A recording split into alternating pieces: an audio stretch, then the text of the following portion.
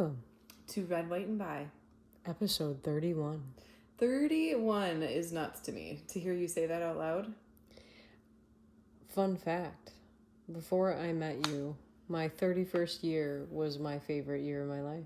Was it really? Yeah, it was the year that I got rid of all my terrible friends. I just cut everybody out with the big scissors. All the toxic people that were like, life sucks.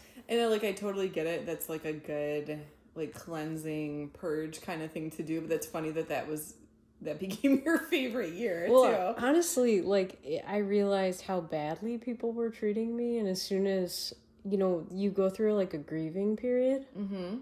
As soon as the grieving period is over and you realize how much better everything feels just to not have to deal with everybody else's BS. Yeah. It's like, oh, wow, this is what freedom is again. It's like when you're getting better from, a cold and you have that day or two of euphoria where you feel better than you did before you got sick because of the contrast. Yeah. I want to know when we get a special prize when our episodes are greater than our age. When we get a special prize. I mean, I know which episode that is, but... 28 was a long time ago, am I right?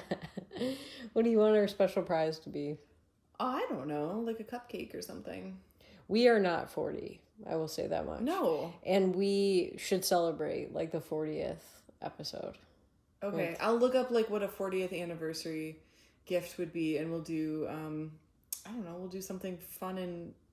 wood themed or whatever it is, tin themed. We'll surprise each other with a tiny gift of whatever that is. That's what we'll do, and we won't tell each other what it is, and then we'll reveal it to you on the show. But we'll have to say what it is, leading up to it. It has to be a tin gift or a paper thing. Yeah, we just won't give away the item.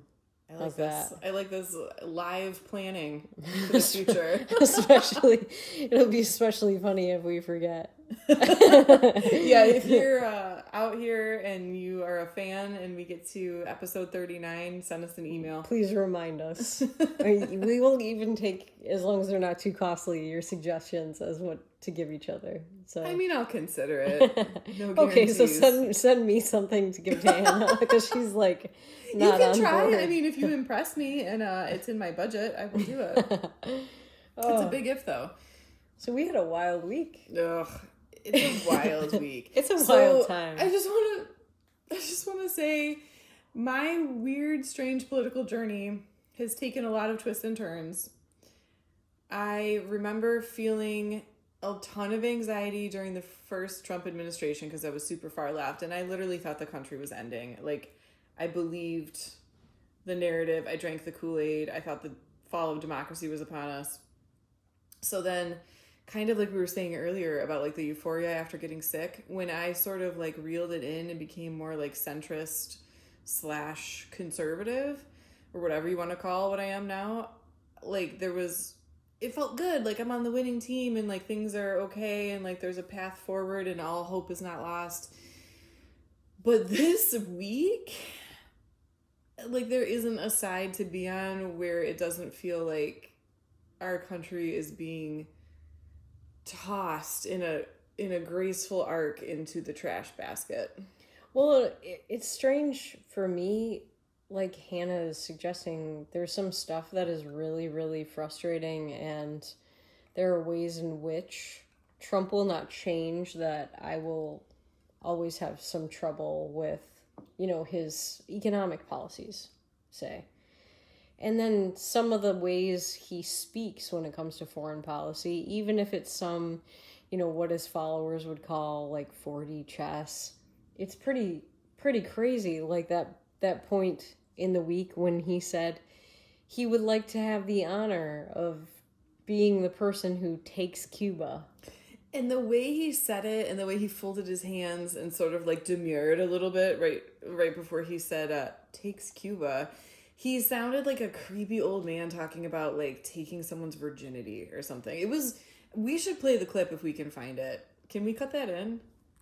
But I think Cuba's the end. All my life I've been hearing about the United States and Cuba. When will the United States do it? I do believe I'll be having the honor of taking Cuba. That'd be good. That's a big honor. Taking Cuba. Taking Cuba in some form, yeah. Taking Cuba. I mean, whether I free it, take it, I think I could do anything I want with it. You want to know the truth? He can't even talk anymore, and he still knows what he wants. Your crazy, drunk, Alzheimer's-ridden uncle at a Christmas party. But, so I take that he didn't fold his hands. And also he said, I'll be the honor. I'll be the honor. I'll have the honor of taking Cuba. Yes, you will, honey. Yes, you will. So anyway, he's just throwing around taking countries like they are... like it's Monopoly or Risk or something. And here's what's funny. I was thinking a lot about all of this stuff, and it's like, I believe that the role of government, based on what's in the Constitution, is that the role is simply for the government to protect people's rights and to protect us from foreign enemies. That said, I do not think a welfare state or even a safety net is the proper role of government. And I keep thinking about how many trillions of dollars we spend every year on all of the social programs we have, even without all the fraud. Without everything we have to clean up, interest on the debt, you name it. And it's in the billions, not the trillions, our military spending. So I was like, yeah, go ahead and take down all the leaders that are terrible. Take them all down, as long as I don't have to pay for entitlements. But you work on that first. Yeah. Work on it. Well, and then I know we talked about Puerto Rico before on the show, and it's like, so do we need another like acquiesced tropical island that we have to fully fiscally support? Well, and here's the thing. Do you plan on doing with Cuba what you did with Venezuela, which really remains to be seen? Are you going to topple a regime and then bring in somebody else? I gotta say, I don't think Maduro is a good person. I wasn't exactly sad when all that went down with Venezuela, but there's a part of me that feels pretty bad for him. He just got snatched out of his country and put in prison in a different one, and that seems quasi-legal. But then Epstein happened, and then all this mess in the Middle East happened, and it was bam, bam, bam, and I don't think anyone even really, frankly, remembers Maduro happened at all. Well, there's one wrinkle. Oh? The wrinkle from the rumor mill. Nothing supports this, Hannah. Nothing. It's just posts on X. But at least she admits it. But people are saying that Maduro is being questioned about how they controlled the elections in Venezuela, because the current administration might have some obsession with voter fraud, and they think they're going to get insight into servers and stuff like that. To me, that sounds like such a line of bullshit, though. You don't, I don't know anything about voter fraud. I better go kidnap the president of a sovereign nation and pick his brain about it, because I'm curious. You can't walk down to the library and get an encyclopedia about voter fraud. We have the internet. Sir. Well, and here's a question. Do you think in Venezuela they even utilize fraud, or do you think they just say the dictator won? I mean, is it a puzzle that you have to figure out? To your point, I'm pretty sure this happens all the time. Yeah. You don't need to study it. That's the weirdest it's a bad lie that insults anyone's intelligence. So what might actually be true instead is that they're doing a sort of reverse big fish thing. They have the big fish, and they would like to know who everyone under him is in trafficking, which might be a lot more plausible. But the thing is, usually it's the other way around. So it's once you have the person that you claim is in charge of it all, don't you just charge him, send him to court, which they're doing, and that's it. He goes to prison. I feel like it's just bad boyfriend lies again. Every lie just raises more questions. You get 3 questions per lie, And then once you answer each of those questions, they generate 3 more questions. And it's just like, just say the truth. So I want to make... I'm rambling. I'm sorry. You're not rambling. It's too early in the pod for this shit. Listen, though. I think you've just come up with the very first red, white, and bi t-shirt idea. Oh? The government is just bad boyfriend lies. I love it. I think it should be on a shirt. And I don't care if you're a male or a female. I feel like you can rock this shirt and everyone will know how that feels. Everyone knows the truth Everyone's of the bad had boyfriend a bad lies. boyfriend. Even if you're a Kinsey Zero guy, you've had a bad friend who was a boy. Yeah. You probably had somebody you thought was your friend who was like sniffing around the girl you liked, didn't have any interest in her until you did. That kind of like, friend. oh, you like Stacy? Yeah, her and I hang out. We talked at lunch. I bought her a Bosco stick. I don't even know what a Bosco stick is. is. Did you guys have Bosco sticks in your high school? Probably, but... They were like undercooked white flour dough, for lack of a better word, rods that were filled with mozzarella cheese, and you got like dipping sauce. Yeah, we did have those. I never ate a hot lunch. Oh, I loved Bosco sticks. Yeah, people ate some interesting things in my public school with the buckets in the hallways where the roof was leaking. Well, that's probably why I have high cholesterol now and you don't, so. Oh. The popcorn chicken was good too. It was kind of spicy. They didn't advertise it as like spicy popcorn chicken, but it was. Everybody freaked out about Pizza Day, and it was the most disgusting gray looking pizza that I had ever seen. I wouldn't trust cafeteria pizza. And I wouldn't trust the government either. Yeah. So honestly, she makes a good point. So we're back to government big bad boyfriend lies. See how I did that? I just made like a nice little cul-de-sac for us to come back around to the subject. And even though we weren't going to talk about it, she makes a good point that the government has changed. I mean, I think it was Ron Paul who said that there was a coup by LBJ, and that's when the government stopped being the government that, you know, had good intentions for people. Ask not what your country can do for you. So was it after he assassinated JFK?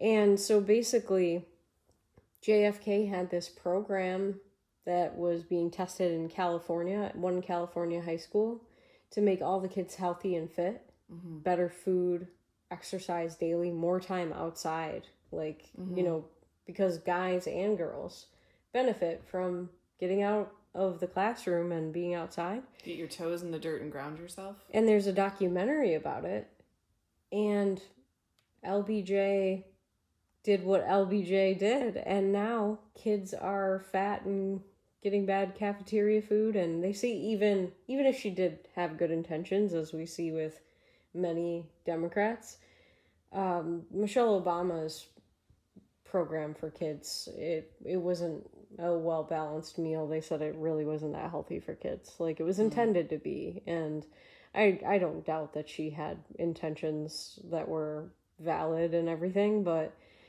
I had heard one time, and I'm totally like not backing this up with facts or quotes or anything, which is kind of our style here, but I had heard that like for like mass food manufacturing, there's like grades or scales. I don't know if it's like ABC or like 1, 2, 3 maybe, but basically like the scale of food that is mass produced and packaged and sold for schools is the same, if not worse, than the scale of food that is given to prisoners. Prisoners was what Have I was you heard expecting. that too? Yeah. I actually was just going to guess the answer. I've never heard that, but when you look at what happens to some people in prison, they get fat. And there's exercise in there. It's one of the only things that you can do to occupy yourself is like yard time. But Hannah and I just watched, I'll get it wrong. It's like a handsome, charming killer. Handsome Devil Charming Killer. And I think it was on Prime. Yeah, and it was a good documentary. But the guy you could tell he thought he was really good looking, dressed like he was really good looking. And I know Ash doesn't agree. There were some elements of him that were really good looking. I don't think he was a bad looking guy. I think he seemed like he had some charisma and he took good care of himself. And he had like some checklist items that comprise a good looking person. Well, even though you don't find him attractive personally, I think he was objectively good looking. Yeah, and I'd say he was a normie who took care of his body, which you're way ahead of most guys. Yeah, it's not normie anymore. But all that said, he basically had fangirls, because this is one of the craziest things about modern culture, but there are a lot of women who will only write to people in prison. Well, and I mean, it's not even novel. Look at Ted Bundy. Yeah. People get obsessed with serial killers and the notoriety, and yeah, it's like the ultimate bad boy fantasy. But he gets money and he gets treats, and this guy ate whatever he wanted, and he is a big boy now. He's real large, and he went and gave himself some face tattoos, and it's comically just that he's just like a fat, ugly slob. But didn't he have like a weakness for honey buns, they said? I do, so I'm not sure. Yeah, I can't even blame the guy, but if like all I had to do was sit around and be in prison and women were paying for me to eat honey buns, oh man, I'd be as big as a house. Yeah, so I don't know how long the girls fawning all over him will last, but as long as they think that they're getting attention from this like celebrity guy. I think a DA said that it had diminished considerably now that his looks have kind of slid, which again is like comically just, and I'm pretty happy about it.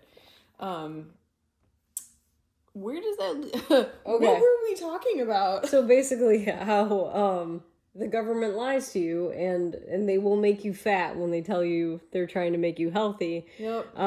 So speaking of people who lie, to bring this back to a topic that we wanted to discuss, France. Let's start with France. France does lie. Macron. Listen, as a white person, I feel like I am allowed to make fun of other white people, and the jokes about France are my favorite. Yeah, my name is French. We'll just say that. And French people suck. I don't want to go to France. Not even a little bit. They stink. They smoke cigarettes. They're rude. They hate us. They're syphilis ridden. And it's like, and I'm sorry, drop your pants and bend over for every Nazi you see. So are we allowed to say this? This feels wrong. No, maybe we should cut it. No, we're not cutting it because it's the truth. France is known for Nazi sympathizing and giving up at the first sign of adversity. And I love that they have to point out, they're like, you wouldn't have a country if it weren't for us. And I'd say you'd be speaking German if it weren't for us. Yeah, you're lucky you helped us get independence, because you would just be fucking German. Yeah, it's a recency thing, and we get that one in every time. So Macron finds his balls, or if you're Candace Owens, he finds his wife's balls. Who knows? Oh boy. Just asking questions. And he's like, we're never going to help the United States open the Strait of Hormuz. And within 72 hours, the UK, France, Germany, Italy, the Netherlands, Canada, and Japan fold like cheap suits.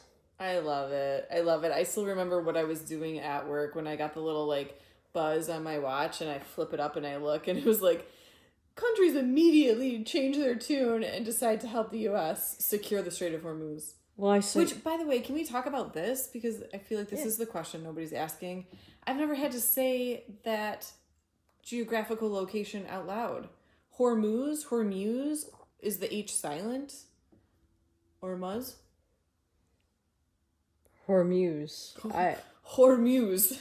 So Angelina Jolie was my muse, but I never decided to be one.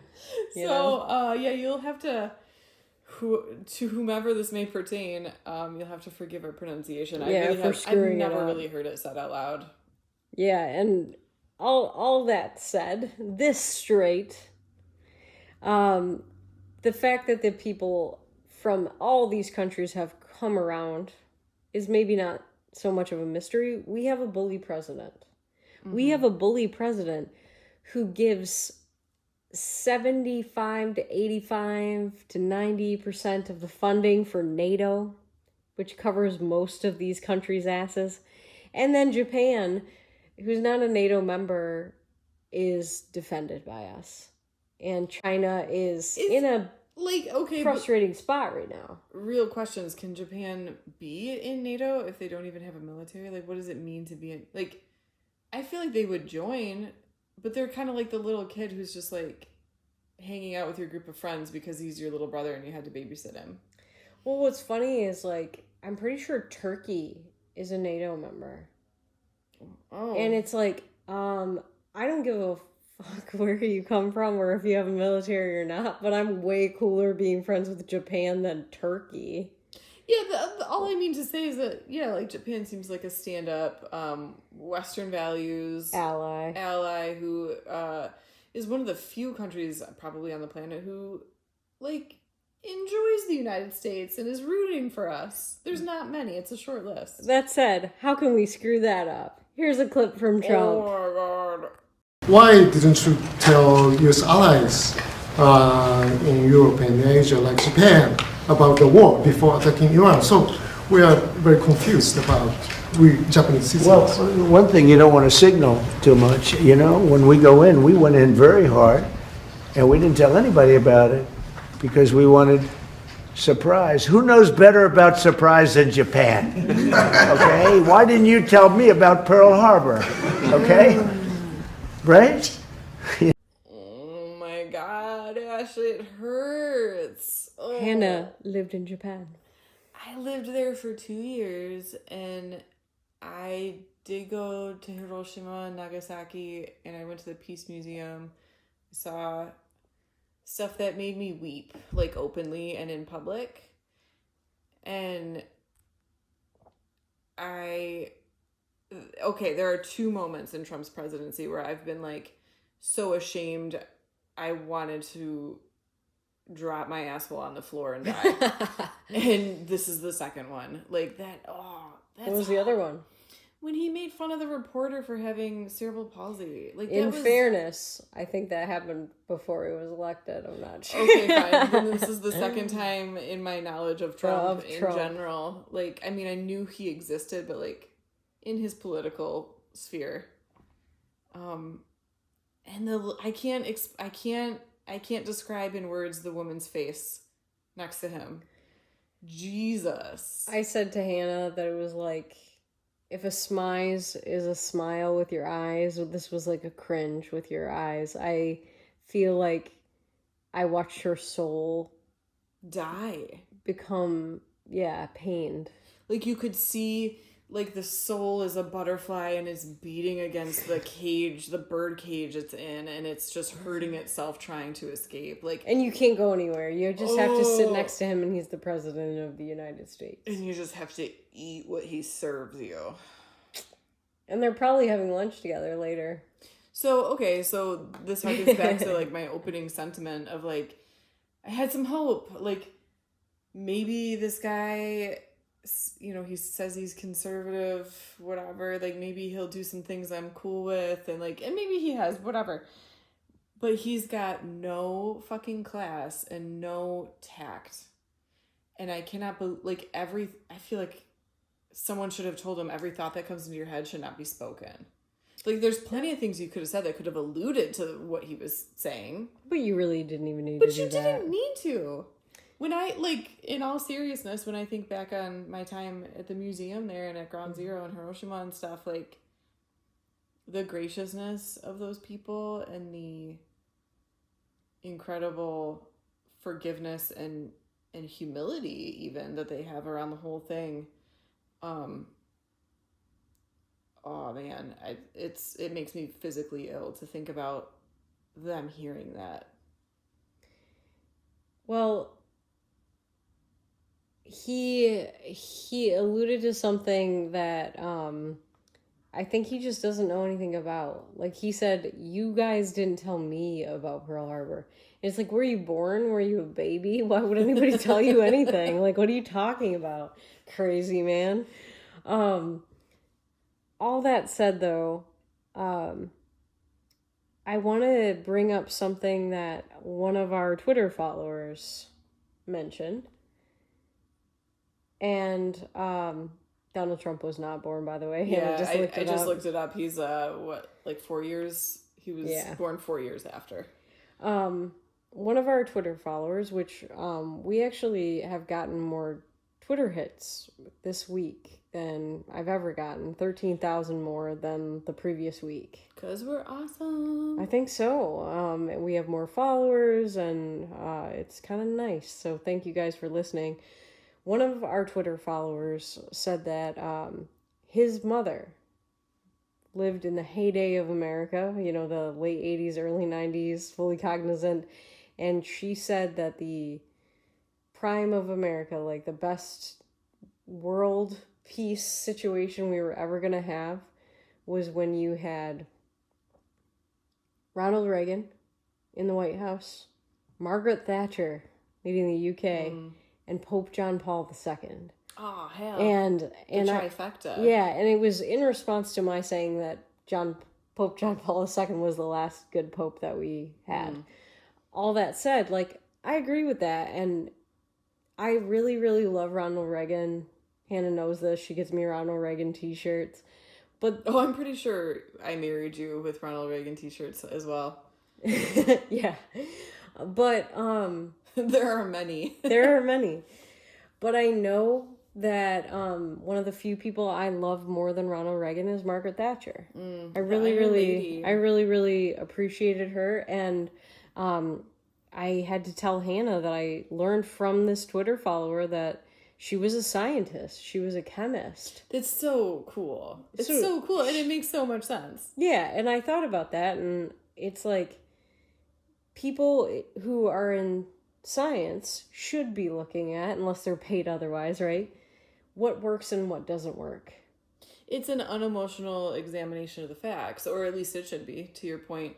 And yeah, if you can separate out the fact from the emotion or the fact from the optics, that's powerful, right? That's something that's really missing in modern political rhetoric. And this is why I always used to say that doctors would be a better fit for Congress than attorneys, which most of them are.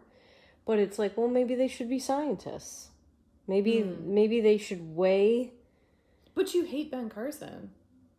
No, I don't. Oh, you don't? No. Oh, I thought you did for some reason. I don't think he'd ever be president because of his delivery. He looks like Kermit the Frog, and he sounds like Too Precious and homosexual, frankly. But I do love him as a person, and I think he's really smart. Rand Paul is a doctor, and I think he would be a smarter person, the two of them, honestly, to revamp healthcare than an attorney. Well, certainly you should have a fucking physician as a decision maker, even on a committee or something like that. Yeah. The idea that lawyers would be deciding anything about health is frightening. Yeah. So, and in terms of balancing the budget, accountants, we should have accountants and doctors in experts Congress. in their fields. Yeah. So all that said, why did we like Ronald Reagan and Margaret Thatcher? Ronald Reagan was called the great communicator, and Margaret Thatcher was great. She was witty, and she could have her enemies in Parliament in stitches because she was funny. She was really sharp. And Ronald Reagan, there's all kinds of Ronald Reagan jokes that you can look up him just being funny, and you played some of them for me. They were really funny. Yeah, and it's a charming in a kind way instead of bullying or you're losing the thread. Trump loses the thread in front of us all the time. Oh, and how? And that's why I think we need a Marco Rubio. We need a president who's under 70. I'm sorry. Yeah, and Marco Rubio is great at communication. He occasionally gets nervous, trips on his words, but I feel his messaging still comes through, and it's where's that?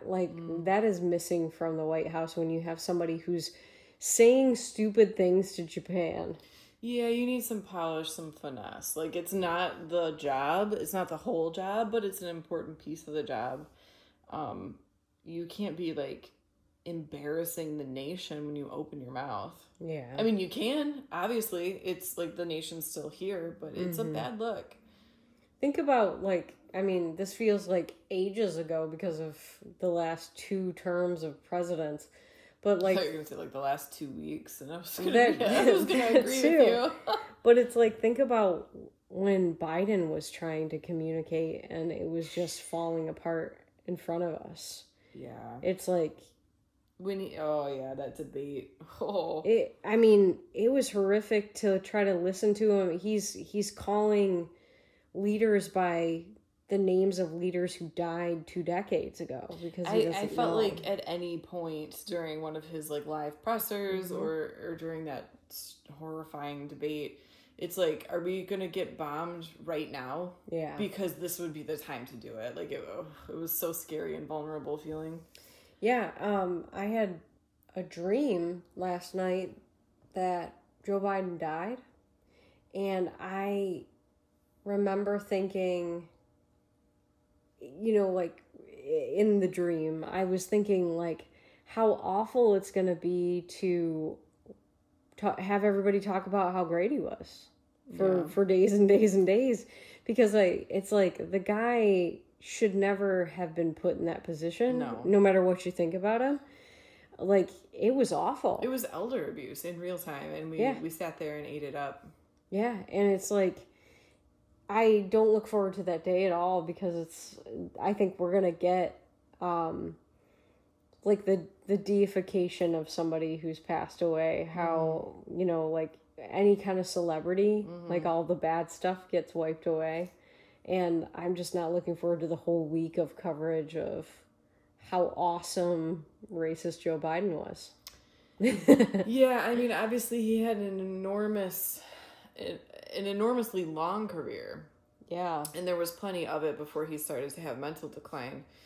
But it was so unnoteworthy that he didn't achieve presidency until after he was tapped for VP for someone much younger and sharper and more charismatic than he was.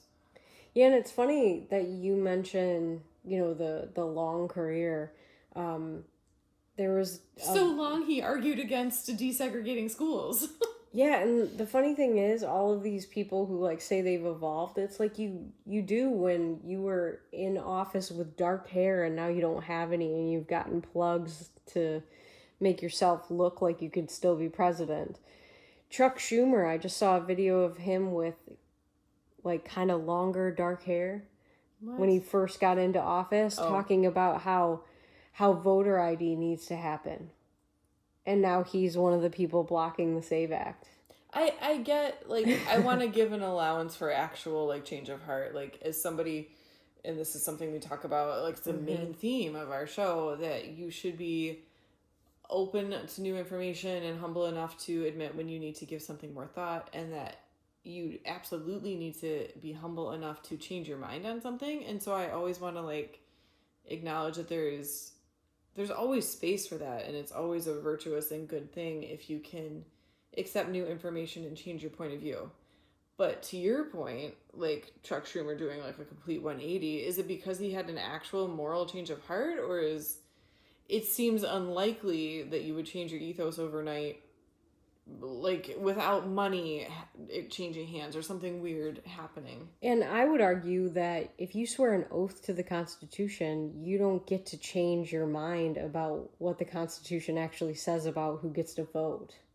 That your personal opinion shouldn't matter. Yeah, so like I want to be clear, like, yeah, you can have a change of heart, and I believe that maybe more than most people, for many reasons, not just political, but like, yes, that can happen, and it's a good thing, and it's growth, and growth can make you look unrecognizable given enough time.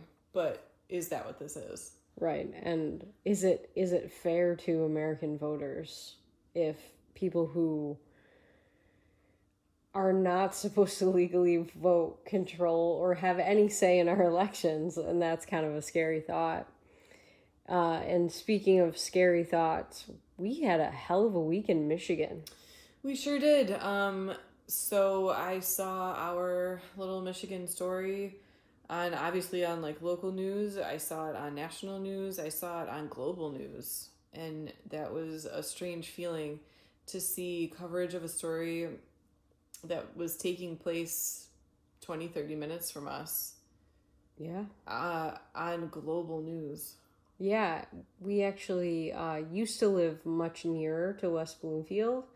And 10, 15 minutes, yeah. Yeah, and I drive a lot for a living, and I was a lot closer to that area than I would normally be.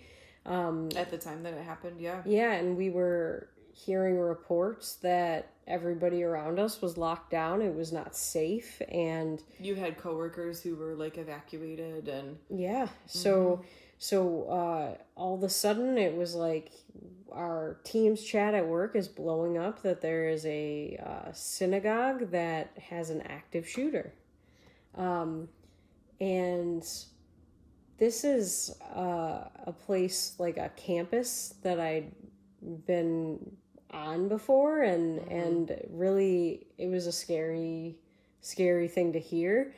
And fortunately, nobody that was intended to be hurt that day got hurt.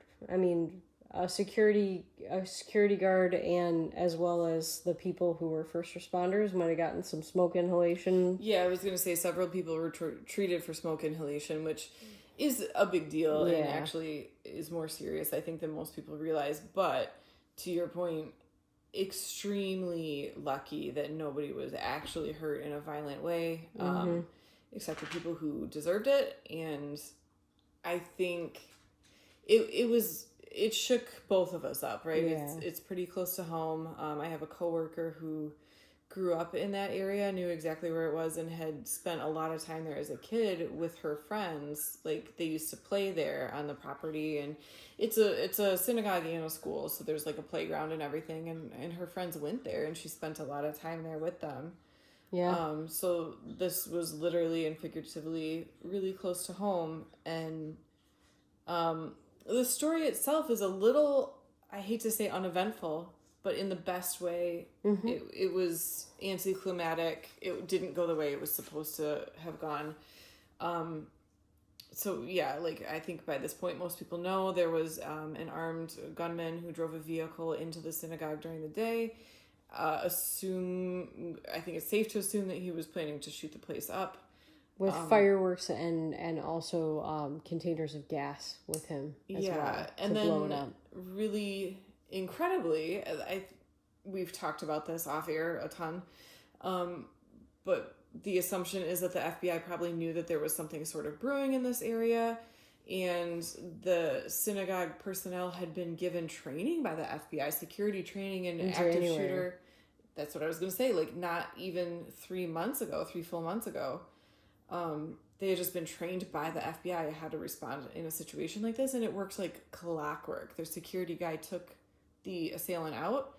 Nobody was injured. Everybody was evacuated right across the street. Shout out to the Chaldean community around here. They took all those people and kids in. They were right across the street. They've had a strong partnership with the synagogue. And I think it's awesome that, like, here you have two different faiths that have every reason to be at odds with each other, and they embrace each other. And they treated them like family. So, thank you to the Michigan Chaldean community. They were clutch. Well, and it's interesting, like we should talk about the reporting on this. Right, so that was my point. Like, the story itself, thankfully, and against odds, is kind of not much of a story. It's the reaction to it that's the interesting thing. Yeah, so initially, they had reported that the security guy who was hired, he's an independent military contractor. Like, they did not take any risks once they heard that there was a potential threat. He engaged the terrorist, whose family, by the way, are in Hezbollah. His brother was killed because he is a Hezbollah commander in an Israeli military strike, along with family members who were civilian. But maybe don't join Hezbollah if you don't want to put your family in danger. Hot tip. So he engaged the guy, and the guy was essentially trapped. And he did kill himself with a self-inflicted gunshot wound, which we learned later. Yeah, there's like 'Cause mixed initially, reports, right? Like, it was like, did he take him out or did he take himself out? So they think that he probably had a few gunshot wounds. Okay, and but then the fatal one was self-inflicted. because he's not getting out of the car like he intended. Yeah. You know, so he just takes himself out. The ex-wife apparently had called and reported that he wasn't stable, that he was suicidal. That And she thought, also tried to get some last-minute child support out of him. yeah, thought that he, was going to do something, but it was already happening when she called. So some people, think that's a little weird.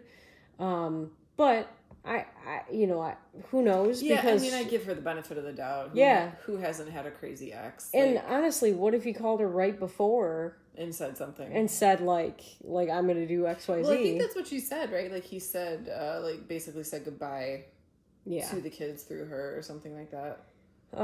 So all that said, like that's pretty much the story. However, the reporting on it Is the story.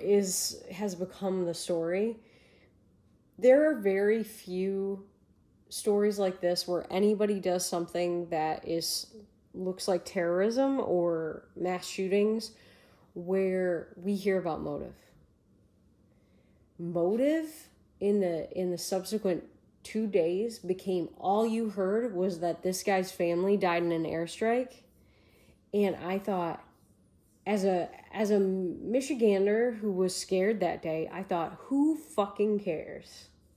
Right, and like it sounds harsh or whatever, but when you put into context everything that's going on in the world right now, but like throughout history, or like you think about like times like World War I, World War II, there have been massive crises of human suffering and human death.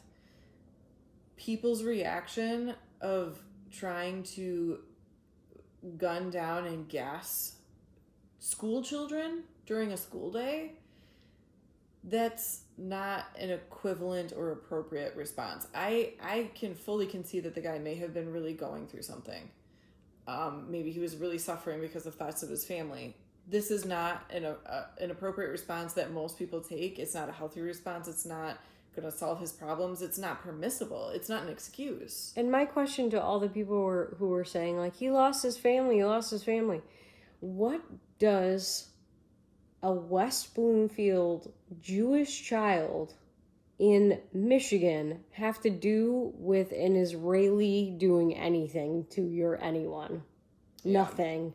And so, like, to me, it would make as much sense if one of the rabbis from this Jewish school decided to go blow up a mosque in New York about it. It makes no sense. Yeah, I remember after September 11th hearing about like hate crimes or like assaults on Sikhs because they wore they wear a turban, and so like an uneducated person who's lashing out about 9/11 is taking it out on a Sikh who has nothing in common with the people who orchestrated 9/11. But it's like the same thing. It's like displaced, misinformed bullshit response, like emotional response. So I saw a lot of posts and like news outlets like talking about his family. In fact, like the main pictures are usually like his face with his family all around him, the people he lost and stuff. And the comment section, as I like to do, is so polarized between people who are furious that his circumstances are being talked about at all, because to your point, Ash, that's not really part of a national conversation. Like, we still don't know motives behind I still don't even know who the fuck took a shot at Trump when his ear was like bleeding or whatever. Yeah, we don't know that kid's motivation. We don't know the Vegas shooter's motivation. And it's like, unless somebody has an ISIS flag in their car like the Austin shooter, or is wearing a shirt like he was that says property of Allah, Or yells Allah Akbar like the guy who threw the homemade bomb. Or yells Allah Akbar like the guy in Austin did too. Oh, jeez. We don't necessarily know the motivation. Right. So the comment section is just like polarized between people who are upset that this is even being talked about because it's accessory and like not applicable to this guy's choices.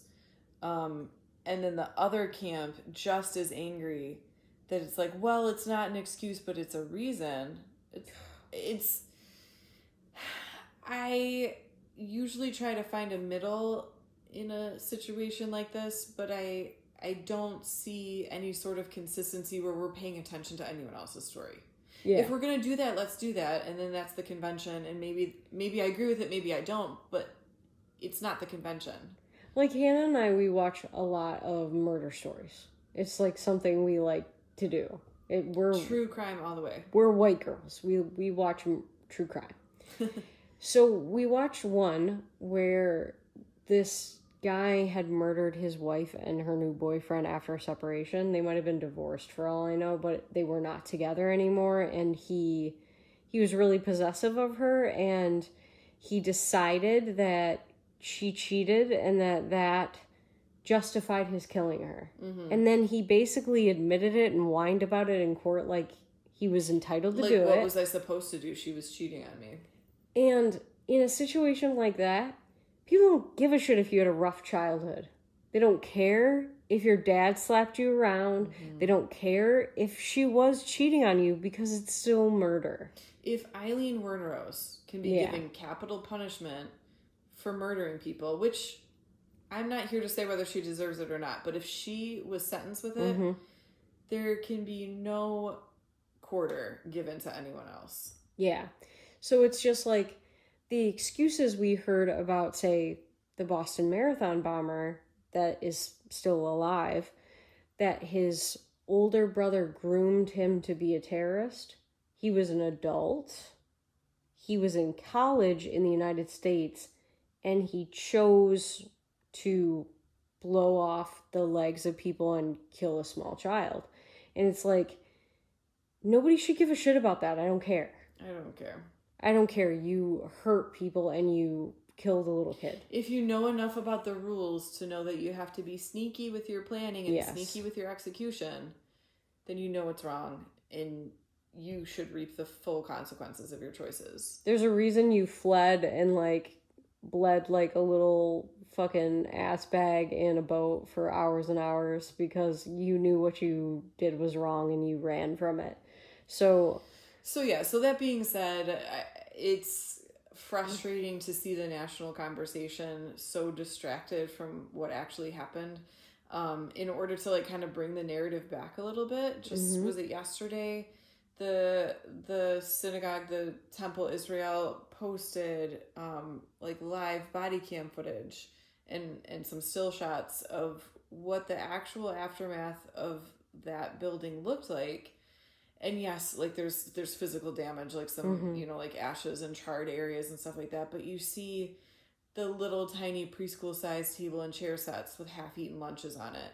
You see an overturned piece of furniture in a play area. You see a jacket that was left behind. These are American school children who are in danger for their lives in the middle of the day, in the middle of the week. In America. And if that doesn't upset you, oh man, I don't know what your cure could be. And why was there reporting that the school was closed, that there were no children present? Oh yeah, I definitely heard that. In fact, Ash had to correct me. I was like, thank goodness there was no school that day. Because I saw it in 2 different sources. And my manager's daughter was there. Yeah. Locked down. And then when you see the body cam footage, you hear them. Ugh.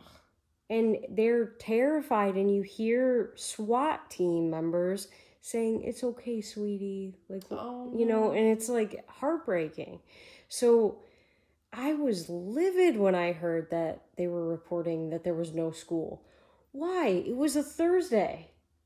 I didn't even necessarily question it. I was just like, oh, there must have been an in-service that day or something. I didn't know why, but I guess I Well, just accepted it. It's because I saw it in 2 different places. And it's a news source. And it's a news source. Yeah, the integrity of the reporting in this case was like astounding.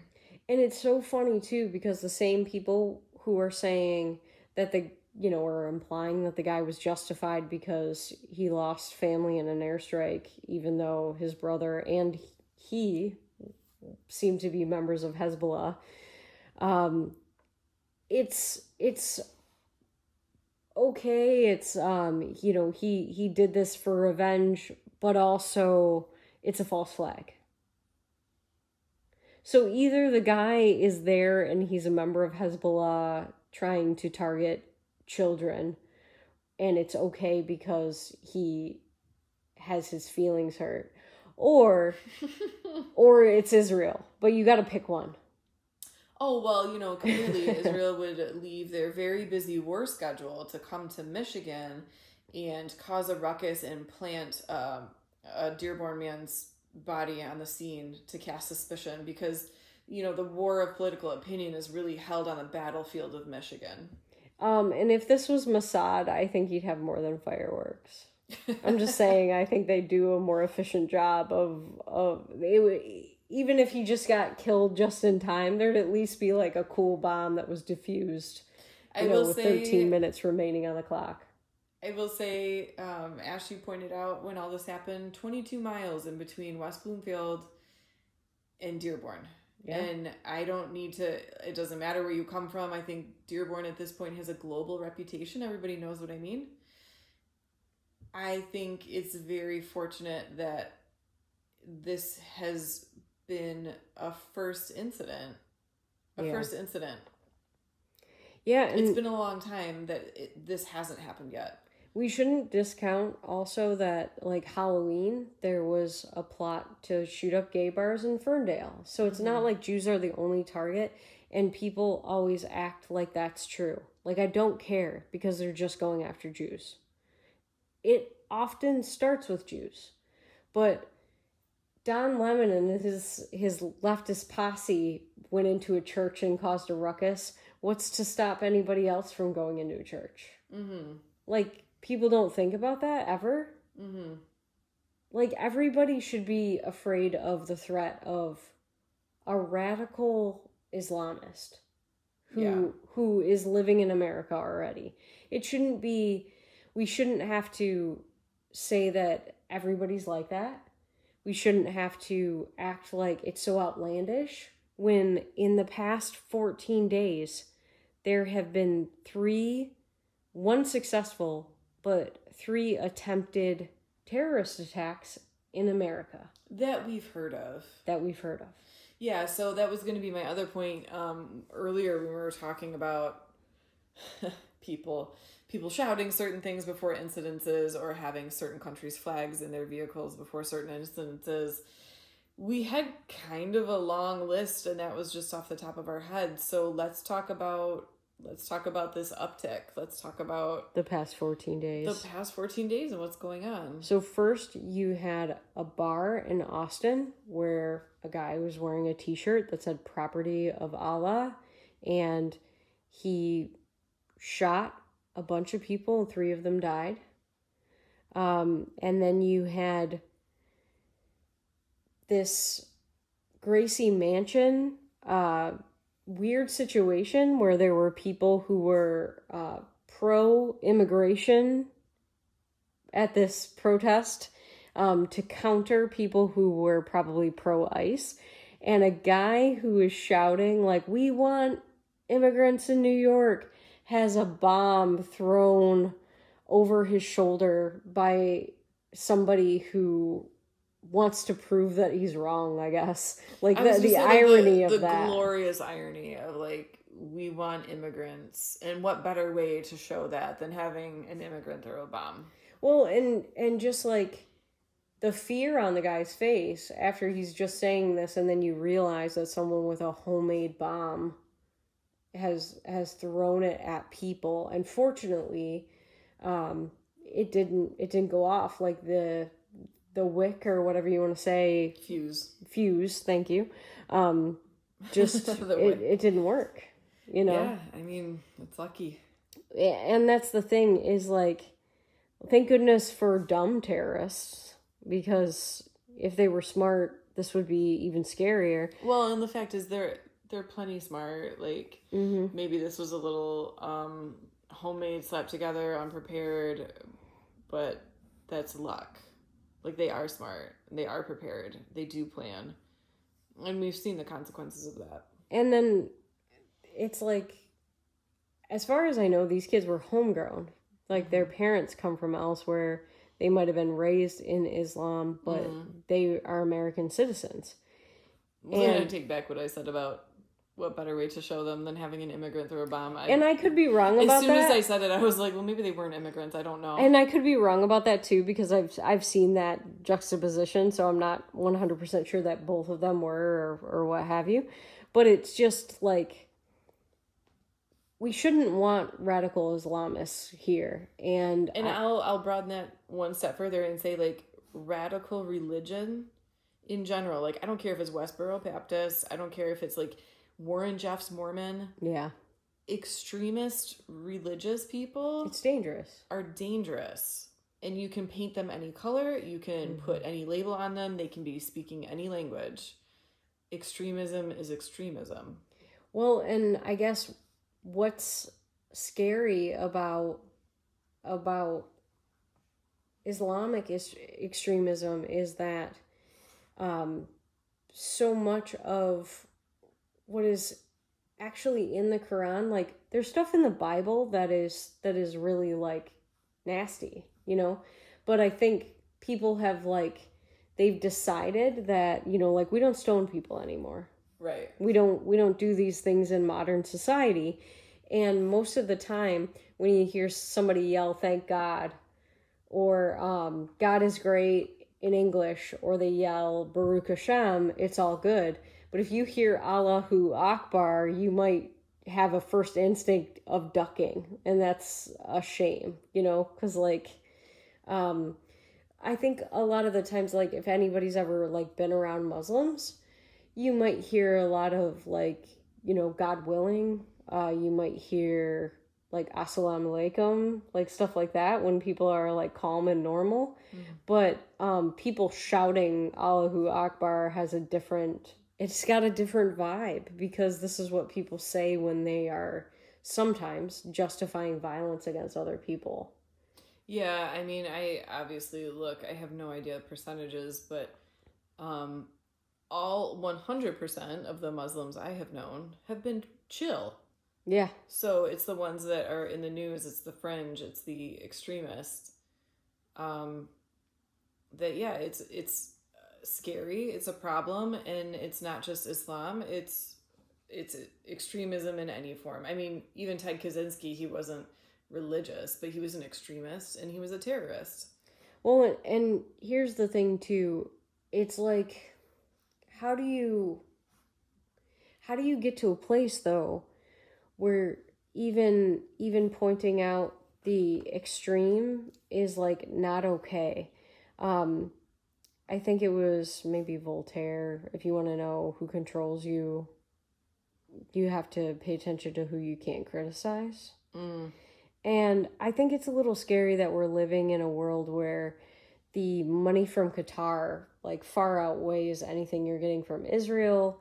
Like, there is a lot of Qatari money in all of our universities, and you should be able to say that there's a difference between, like, a Muslim you know and work with and somebody who wants to hang gay people from a crane. You should be able to make the distinction without someone saying, "You're pointing out that there are some Muslims that want to hang gay people from cranes. You're an Islamophobe." Yeah. It's like, well, if I can recognize the distinction, and aren't I not an Islamophobe? Yeah. It's crazy. It's reminiscent of everything that is wrong with collectivism to me, because when you treat people as individuals, you know that the guy who drove into the synagogue was a crazy terrorist. But when you don't, you have to do a news story about how he must have had a motive because Muslims are great and Zionists are evil. Yeah, so I feel like anytime you have a statement that says all of this category is a thing or all of this category is not a thing, I don't even listen to the second half of the sentence. How can you talk about groups of people like that? Yeah, and it's funny because there is a I wish I knew the guy's name off the top of my head, but I don't. There is a Saudi Muslim who I think is one of the best advocates for Zionism that's out there, and I feel like there are plenty of allies to peace on both sides of that, but in order for that to be something that people pay attention to, they have to give it a chance. And a lot of people just aren't willing to do that. They look at people in a black and white way, and that's not healthy. Speaking of black and white categorization, you ever play that game where it's like here's a yes or no question, answer me in 3, 2, 1, go, and then what your gut is, kind of like flipping a coin? Mm-hmm. What if we did our poll that way? It was just ridiculously black and white. Should the United States take Cuba, yes or no, right now? Yes. Do we like it for a poll? Do you guys? Yeah. I would be curious to see what the actual opinion is, because I think you and I would probably answer that question differently, and I think there's really legitimate reasons on both sides. I love Cubans, and I love seeing the pictures of them burning Communist Party buildings and chanting death to communism, and it makes me so happy that I'm just I want you to be one of us. I think it's really admirable what they've done with cars. Yeah. Their cars are cherry condition 1950s perfection, and I realize that they did it out of necessity, but it's pretty cool. And Trump just says they have nice weather, and that's reason enough. Through no fault of their own, they have beautiful weather. So, simple poll: should we take Cuba in a manly fashion? Yes or no? So, thank you for listening. Tell us what you think about taking Cuba, and we will see you again soon with episode 32. You can catch our episodes on Spotify, YouTube, Apple Podcasts. Our polls are available on Spotify and YouTube as well. And Instagram. And if you want to reach out to us, give us some suggestions or feedback. We're always looking to hear what you guys say. We get some really cool emails from you guys, and we don't have a show unless people are listening. So we're always grateful for that feedback. You can reach us at redwhiteandbi@gmail.com. And the and is spelled out, no ampersand. It's AND. All right, guys, have a great 2 weeks. We'll come back and hit you with 32 in a little bit. Take care in the meantime. Bye. Bye.